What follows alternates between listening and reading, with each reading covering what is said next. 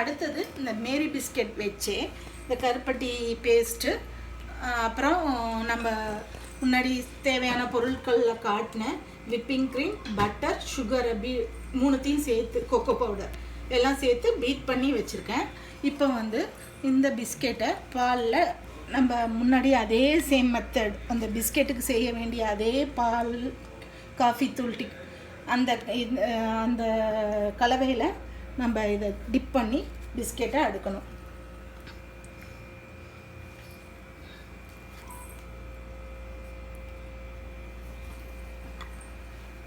இந்த கேப்புக்குங்க இந்த பிஸ்கெட்டை வந்து உடச்சி போட்டுக்குங்க.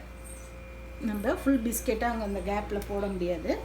அப்போ வந்து இப்படி இந்த கேப்பை ஃபில்லப் பண்ணுற மாதிரி நீங்கள் உடச்சி போட்டுக்குங்க.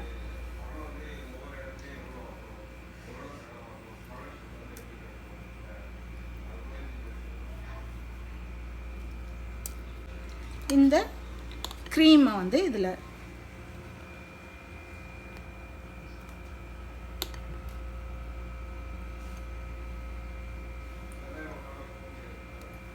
நீங்கள் அடியில் ஒரு பட்டர் பேப்பர் போட்டு இந்த லேயர்ஸை ஃபில்லப் பண்ணிங்கன்னா உங்களுக்கு வெளியில் எடுக்கும்போது ஃப்ரீசர்லேருந்து ஈஸியாக இருக்கும்.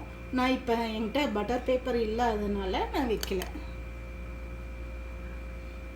இந்த பிஸ்கெட் ஃபுல்லாக இந்த விப்பிங் க்ரீமை போட்டு விட்டுருங்க. போட்டு அப்புறம் ஒரு லைன் வந்து நட்ஸு, ஒரு லைன் டூட்டி ஃப்ரூட்டி போடுங்க.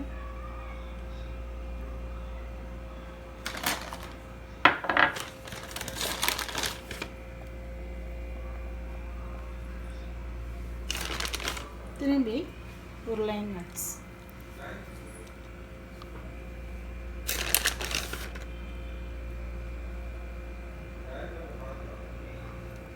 அப்புறம் திரும்பி இந்த பிஸ்கெட்டை டிப் பண்ணி அது மேலே எடுக்கணுங்க.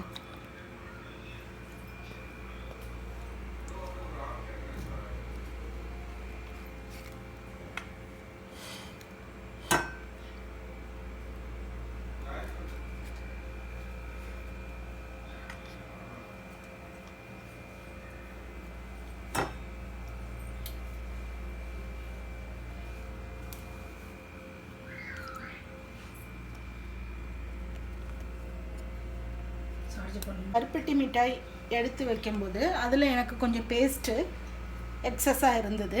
அதையும் நான் இந்த ஐஸ்கிரீம் இதில் ஒரு லேயராக வைக்கிறேன்.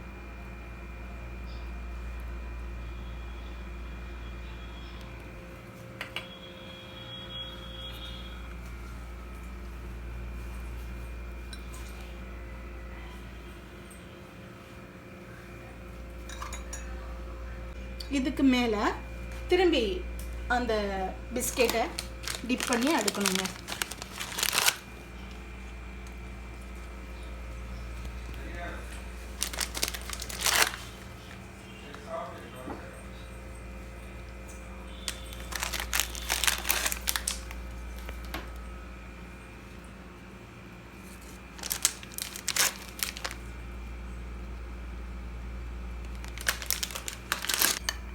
இந்த க்ரீமை அது மேலே போடணும்.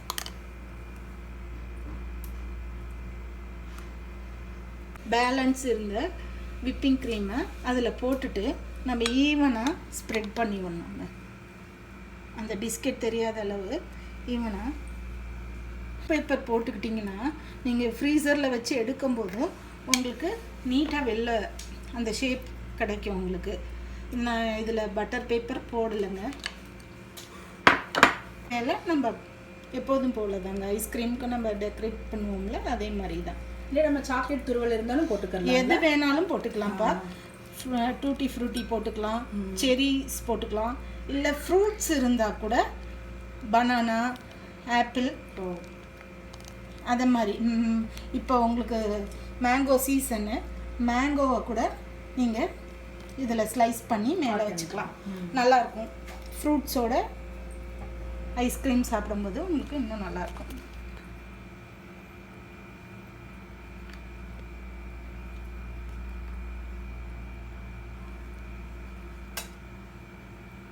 நீங்கள் கட் பண்ணும்போது இப்படி சென்டர்லேயும் ப்ளஸ் மாதிரி கட் பண்ணிங்கன்னா லேயர்ஸ் வந்து கரெக்டாக கிடைக்கும். அந்த பிஸ்கெட் வந்து உங்களுக்கு லேயரோட கிடைக்கும். இதை வந்து நம்ம க்ளீன் ஃபிலிம் போட்டு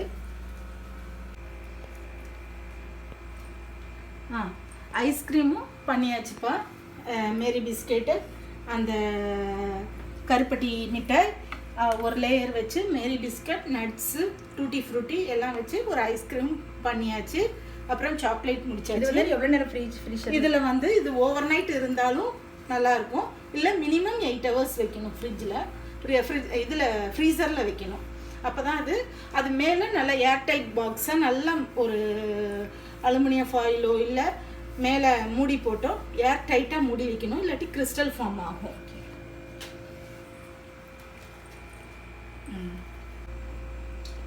ஹலோ ஃப்ரெண்ட்ஸ், இன்னைக்கு நம்மளுக்கு தேவசனா அவங்க வந்து கொஞ்ச நேரத்துக்குள்ளேயே பாருங்கள் இந்த மாதிரியான ஹெல்த்தியான சாக்லேட்ஸ் இது எல்லாமே நம்மளுக்கு நல்லா பண்ணி காமிச்சிருக்காங்க. இந்த சாக்லேட்ஸ் அதுக்கடுத்ததாக சாக்கோபி பண்ணியிருக்காங்க.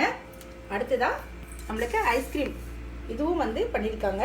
ஸோ அது மூணுமே வந்து ரொம்ப ஹெல்த்தியான நல்ல குழந்தைங்க விரும்பி சாப்பிட்ற மாதிரி ஐட்டம்ஸ் தான். இன்னைக்கு நம்ம 100வது வீடியோவுக்கு இவங்க வந்து ரொம்ப ஸ்வீட்டான ஐட்டமாக பண்ணி எல்லாரையுமே ரொம்ப ஸ்வீட்டாக நம்மளெல்லாம் மகிழ வச்சுருக்காங்க. கண்டிப்பாக இந்த வீடியோ உங்களுக்கெல்லாம் பிடிச்சிருக்குன்னு நான் நினைக்கிறேன். தேவசனா சொல்லுங்க கீதா, எனக்கு இந்த வாய்ப்பை நீங்கள் கொடுத்ததுக்கு நான் உங்களுக்கு முதல்ல தேங்க்ஸ் சொல்லிக்கிறேன். ஏன்னா இந்த ஒரு சான்ஸ் எனக்கு கொடுத்ததுனால நான் இதை உங்களுக்கு செஞ்சு காட்ட முடிஞ்சுது. அப்புறம் கீதாவோட ஃபீஸ்ட் ரெசிபிக்கு தொடர்ந்து என்கரேஜ் பண்ணுங்கள், உங்களோட சப்போர்ட் பண்ணுங்கள்.